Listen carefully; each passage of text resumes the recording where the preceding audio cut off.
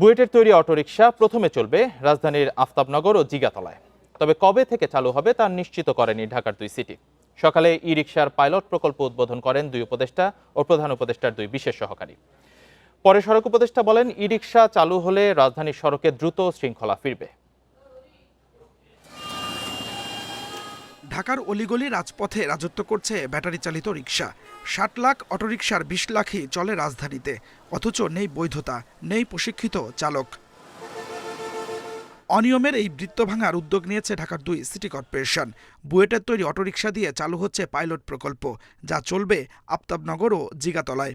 ১ বছরের জন্য পুরাতন রিকশাগুলোকে সাময়িক অনুমতি দেওয়া হবে চালানোর জন্য, এবং সেটাকেও ট্রাফিক বিভাগ সম্পূর্ণভাবে স্ট্রিক্টলি মেনটেন করবেন।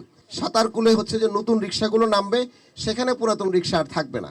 তো সুতরাং নতুন রিকশাগুলো কতগুলো সাতারকুলে চলবে সেটা ডিএমপি আমাদেরকে নির্ধারিত করে দিবেন। ৩ চাকার নতুন মডেলের যে রিকশা রয়েছে সেটির পাইলটিং হচ্ছে। একই সাথে আমাদের 10 নম্বর ওয়ার্ড যেটি মতিঝিল এলাকায়, সেখানে আমাদের ট্রেডিশনাল যে প্যাডেল রিকশা রয়েছে সেটির পরিবর্তন করে সেটি লিথিয়াম ব্যাটারি এবং জিও ফেন্সিংয়ের মাধ্যমে সেটির যে একটি পুনর্গঠন করা হয়েছে।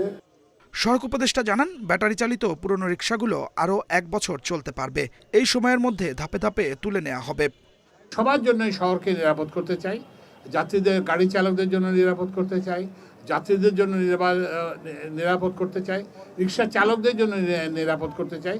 আমরা আশা করি যে আপনারা আমাদের এই উদ্যোগে সহায়তা করবেন এবং এই সহায়তার ফলে আমরা এই শহরকে আবার একটা বসবাসযোগ্য নগরীতে পরিণত করতে পারব। নতুন অটোরিকশাগুলো আকারে ছোট ও পরিবেশ বান্ধব, লিথিয়াম ব্যাটারি চালিত। চালক ছাড়াও বসতে পারবেন 2 যাত্রী। এরই মধ্যে প্রশিক্ষণ নিয়েছেন 12,000 চালক। দেয়া হবে 2 লাখ চালককে। পাইলট প্রোগ্রাম নেওয়া হলো আমাদের রিকশা চালক ভাইদের জন্য। এটা সফল হবে এবং তাদেরকে আমরা অনেক বেশি করে সম্পৃক্ত করতে পারবো এই ট্রাফিক আইনটা প্রশিক্ষণ দিয়ে, চালানোর ক্ষেত্রে প্রশিক্ষণ দিয়ে। নতুন অটোরিকশার দাম ধরা হয়েছে 2 লাখ টাকা। 3টি প্রতিষ্ঠানের শোরুম থেকে কেনা যাবে e rickshaw. Adilur Rahman, independent news, Dhaka.